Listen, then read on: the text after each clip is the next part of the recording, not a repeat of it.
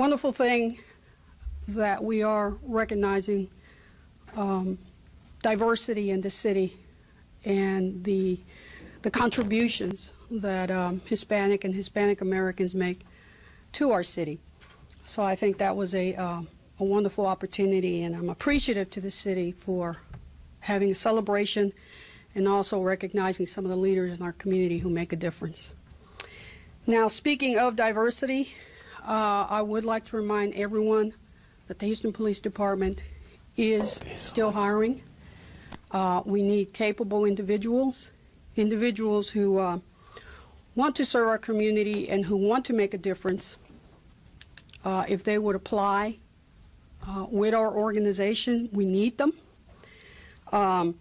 We're very fortunate in this city. Mayor Turner, as well as City Council, has given us, this past fiscal year, he's given us 5 academy classes.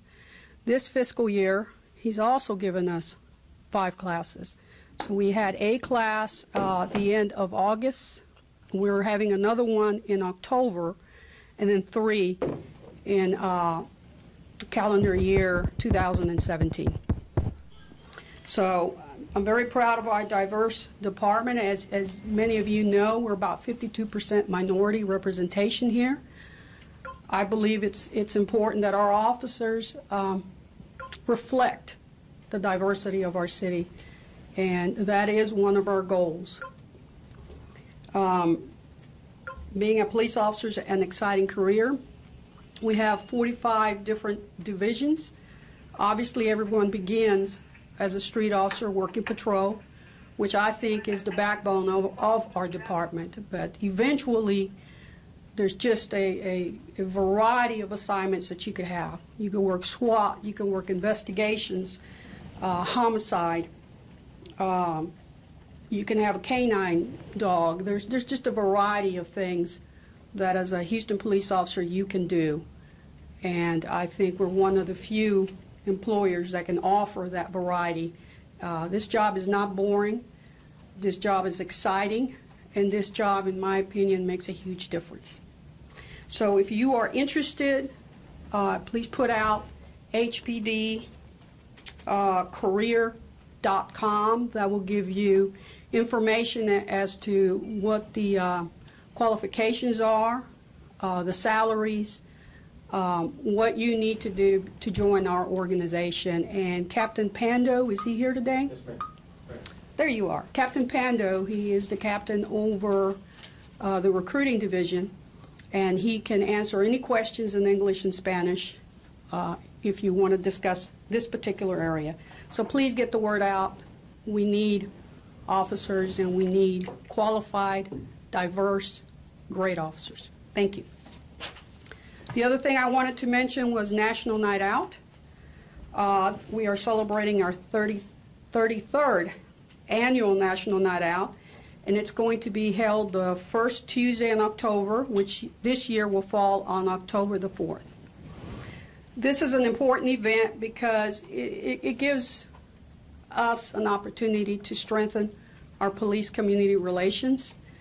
It allows the community to meet the officers who work in their particular neighborhoods, their particular communities.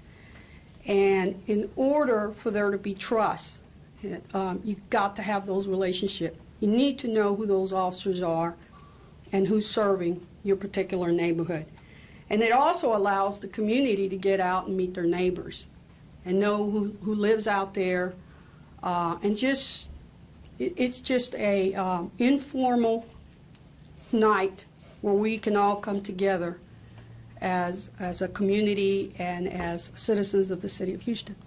And of all the things I do, I think that's probably one of the things I truly enjoy. Just an opportunity to get out, meet with different people. Officer Jesse Martinez is here, and Officer John Williams. So they can answer any questions also in English and Spanish regarding our upcoming National Night Out. And the last thing I have is just for your information, we're having a badges and bases fun run this Saturday at Minute Maid Park. There's going to be a 10K, a 5K, And the one I'm participating in is the 1K Kids Fun Run. Proceeds are split between the Astros Foundation as well as the Houston Police Foundation, and the finish line is inside of Minute Maid Park on home plate. So it's a fun event. It's we hope a lot of people come out, even if you don't want to run. Just come out and enjoy yourself and support the police department. There's also free parking in the Astro lots A, B, and C off of Preston. So if you want more information on this event, please go to www.supporthpd.org. And I hope to see everybody out there. And that's all I have for now. Any other questions? I'll open it up to questions at this point. I have a question, Chief, real quickly. Yes, sir. Not something you talked about, but the murder rate. So it's up almost 14% year-to-date from last year, up 50% if you compare it to the numbers in 2014. That's pretty sizable. Are you doing anything to address that? Yes. First of all, I get a report every week on what happens throughout the city. And in the beginning of, I say around March, April, May, you saw the numbers just skyrocket. Since that time, the numbers are starting to trend downward. And some of the things that were happening around February, March, April, you were having those double murders, triple murders. What we are doing is we're addressing those issues. We're working with a variety of police departments. We were able to get some overtime fundings. We're concentrating on specific locations. We're concentrating on specific individuals in some cases.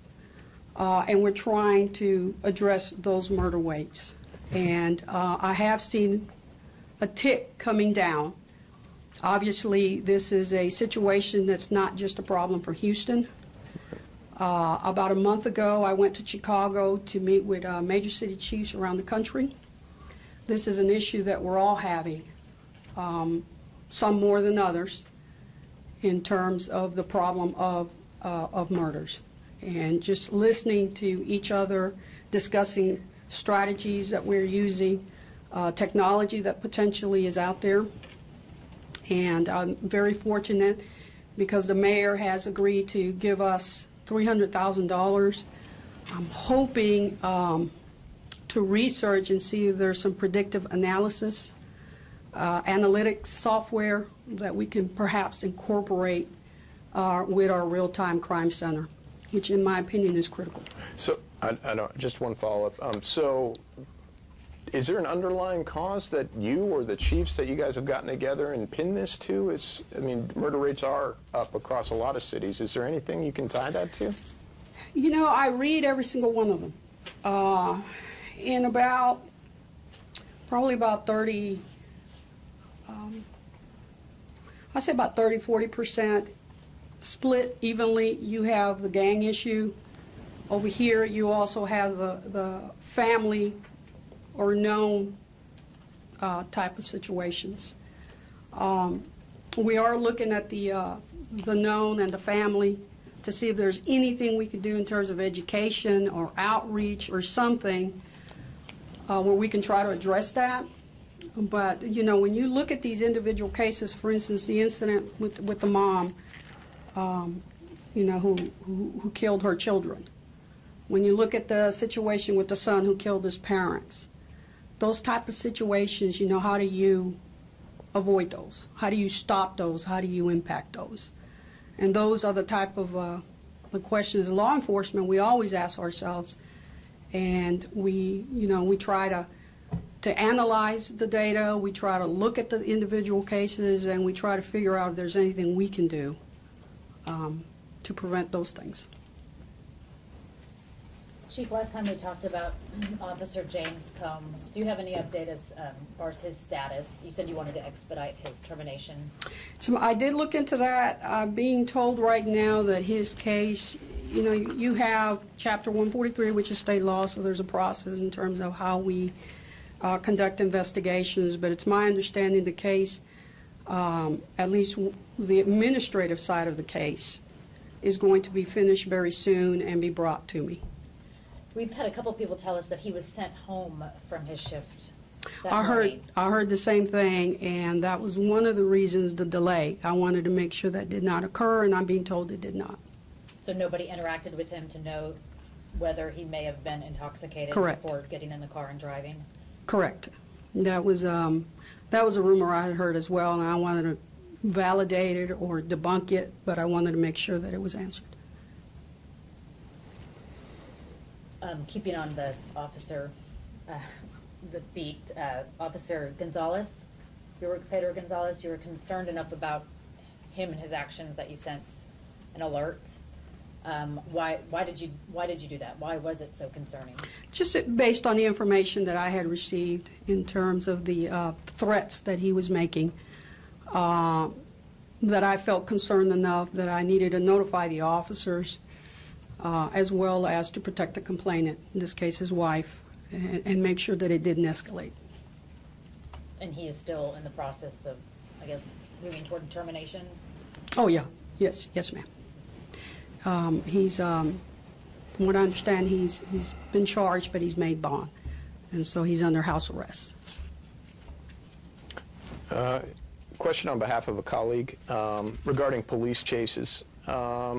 I know that periodically you guys look at policy and whatnot regarding such things. When was the last time you took a good look at it? Are you considering updating, making any changes to it? Our policies, we're always looking at our policies, and we're always looking at how we can do things better. I recently let the media know that we purchased, or actually not purchased, we've leased some technology, the Star Chase.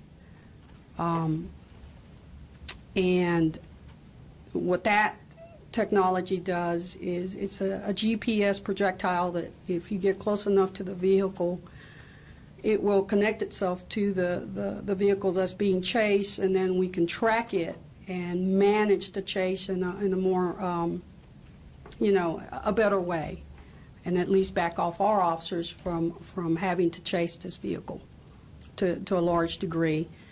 So technologies is a piece of it. At this point, we average about 2 chases a day. Some is minor or as short a time span as a minute, and some can go longer. But we're constantly reviewing our policies and seeing how we can do things better. Because obviously you've heard this over the years. I mean, that some people in the community are of the idea that the entire policy needs to be overhauled or reined in. You have any thoughts regarding that?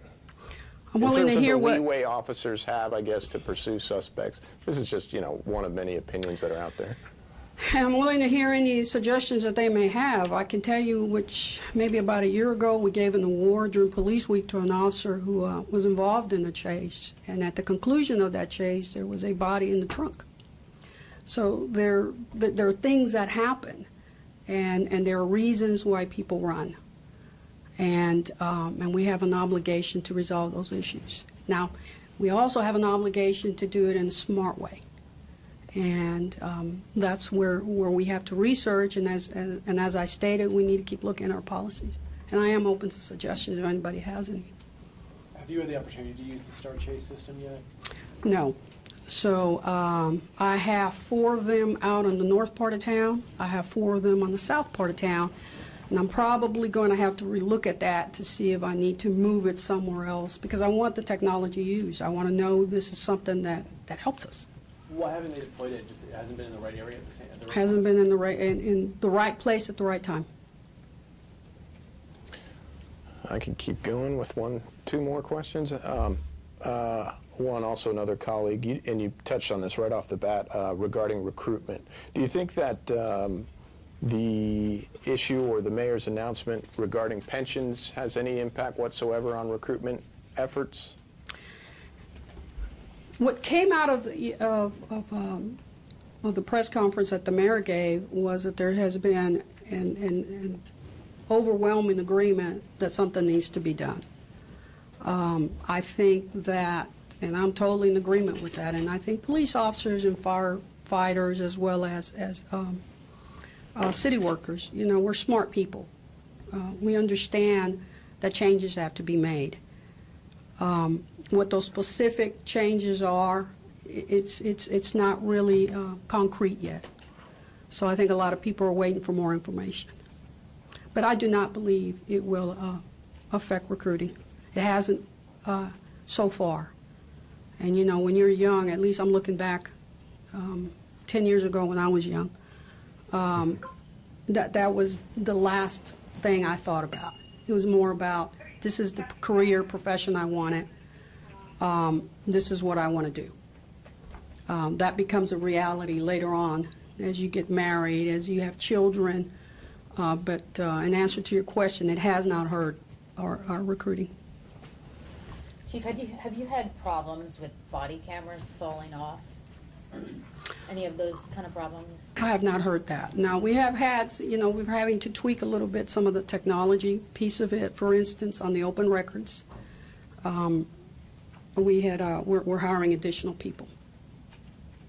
Can you expound a little bit what you mean by that? We've had to tweak a little bit on the open records. Because the requests have been so large, and we only trained 2 people, and I think that was probably not as many people as we needed. So we're hiring folks, we're training them, because there are things you have to know how to redact, open records law and that kind of things. And so we're bringing more people on board so we can be more responsive. And are those requests being accommodated? Because, I mean, usually, you know, the response is it's under investigation, we can't give you video. So I don't understand. We're accommodating. You're releasing video even before it goes to trial? Adjudicator dismissal. Okay. Yep, gotcha. Cush, we talked about that last time too. So some people, you know, by anecdotally looking at the parks, they're saying, oh, it looks like some of these people are just moving to the 59, you know, Main Street Underpasses. area, yeah, those underpasses by Minute Maid Park and that sort of thing. The investigation with Cush continues. In the very near future, we'll probably hold a press conference because we're still investigating this problem. It is a problem in our city. With homelessness, sometimes you have aggressive panhandling. With aggressive panhandling, sometimes you have Cush issues. And we are being very aggressive because these are quality of life issues that we hear about constantly from communities that want these issues addressed. On the other hand, we're also sensitive to the issue of homelessness. So whenever we do these initiatives, we used the HOT team, the Homeless Outreach Team, which works with social services to try to get individuals assistance wherever we can before we start enforcing the laws. The issue of homelessness is not going to be resolved by police officers. You know, they do move around when we do enforcement. The issue is bigger, and I know that the mayor and city council is looking at long-term solutions. So what people are seeing is likely true because they're being pushed out of the parks. They got to go somewhere. We're enforcing aggressive panhandling. We're enforcing the law, and they are going to different locations, and they're not leaving the city. Is it a challenge though when you've got to use existing laws to try to enforce? You can't arrest someone for staying on the street or for someone, you know. It's not against the law to be homeless. Yes, it's a challenge, and it's a challenge because it's a big problem, and there's also the police officers also want to help, and so we try to provide that assistance where we can, but there's going to be people that are not going to want help, which is fine. Because, again, it's not against the law to be homeless, but it is against the law to obstruct, you know, a street. It is against the law when you're aggressive in your panhandling. And when we get those complaints, we have to enforce. You've got a lot of firefighters and paramedics, other first responders expressing frustration over this Cush issue because they're responding to call after call. These people strung out all over the ground. Number one, what would you say to the firefighters and the people responding? And number two, do you think it affects HPD's ability to handle other crimes and other issues because they're dealing with these people? The majority of calls that we get are going to be quality of life issues because that's what the majority of people see. And so I consider that just part of our job. In terms of working with the fire department and EMS, Dr. Percy and that group, we work hand in hand. And we have to. We have to augment ourselves and try to go toward a common goal. So we have great working relationships, we understand the issues, and we're working through them together. You mentioned the recruitment issue, and you said that you guys are really trying to hire more officers. How many more? Is it still about 1,600? In terms of who we're having 5 classes. The mayor has been very responsive in terms of we need more police officers. You know, when you look at New York City, they have like 40,000 police officers. You look at Chicago, I think they have 10,000 police officers. You know, you look at L.A., they have about 15,000 officers. And we're the 4th largest city, and we have 5,200. So he's very cognizant of the need to get more police officers. That's why he gave us additional classes. 2 years ago, we were having 3 classes. So is there a number that attaches at 5,200 in a year becomes what? I mean, what is that number? If you look at 5 classes, we aim for 70 a class, so you're looking at 350. Sometimes we push more, maybe 72, maybe 73, whatever we can accommodate in the class. And the mayor has also asked us to put together a 5-year plan looking at bringing our numbers to an additional 600 police officers. So over the next 5 years, you want to hire 600 police officers? That is our goal, and Does it's a that start. account for the 350 you just mentioned, Chief? That accounts for that, yes. So, So we're 350 plus another 250? Correct. Yeah, okay. So 350 within a year, and then another 250 over. Well, no. An additional 600 over a 5-year, in addition to the 5 classes that we already Oh, in have. addition to the 5. In Yes. addition to the 350, Yes. another 600. So maybe it's a 950, I guess. And the reason that's 5,000. critical is we average about 250 retirements a year. And, you know, our department is getting a little older. Wait, so, all right, now I'm lost. Because when we're saying new police officers, does that also count for the replacements for retirements? Or, I mean, so are these actually newly created positions? Or are we talking about 600 newly created positions? No, 600 newly created positions. Okay, so the force would be 600 Plus. people bigger. Yes. Okay, got it. So 600 plus enough to account for the The 250. Add the 52, which is what we have now, plus the 600. Got it. That's still a lot lower than comparable cities, right? It's a lot lower, but you gotta, you know, I'm also cognizant of the fact that we're talking about $100 million for those 600. So these are things that we have to be cognizant of the citizens and the taxes. And in addition to that, when you hire this new group of people, you have to train them. Right. And we want to train them well. So this is not a problem that happened in this administration. This is not a problem that's happened within, the few past years ago. This is something that's been happening for a long time because we're not consistent in hiring. Speaking of hiring, so you still have the title of acting or interim. Do you anticipate that changing at some point? Do you have conversations with the mayor regarding that? I was hoping you had some information. Y'all know more than I do. I understand his, and he has the right to pick his chief on his terms. He has to be comfortable with whoever stands here on a permanent position. So I understand that, and it's really inappropriate for me to try to mandate otherwise. You want it though, right?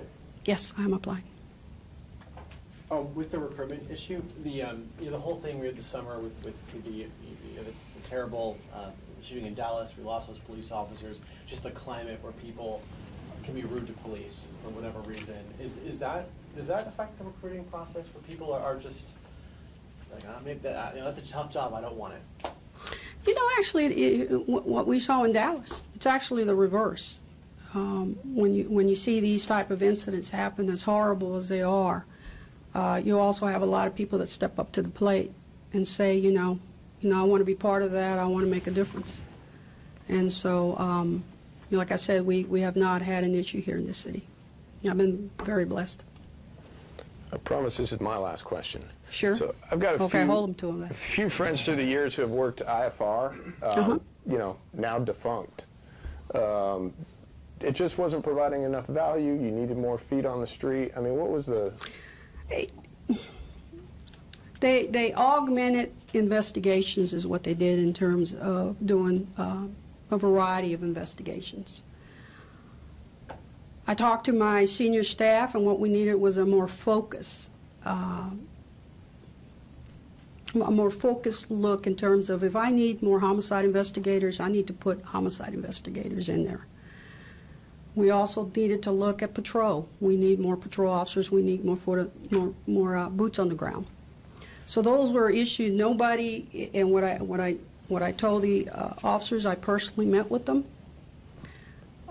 We allowed them to transition when the unit was dissolved. It didn't happen overnight. We were cognizant of their issues, their family lives, and their schedules as well. So we accommodated them from that perspective. But sometimes in management, you have to make these decisions.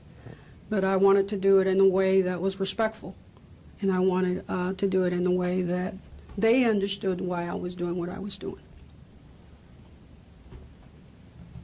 Any other questions?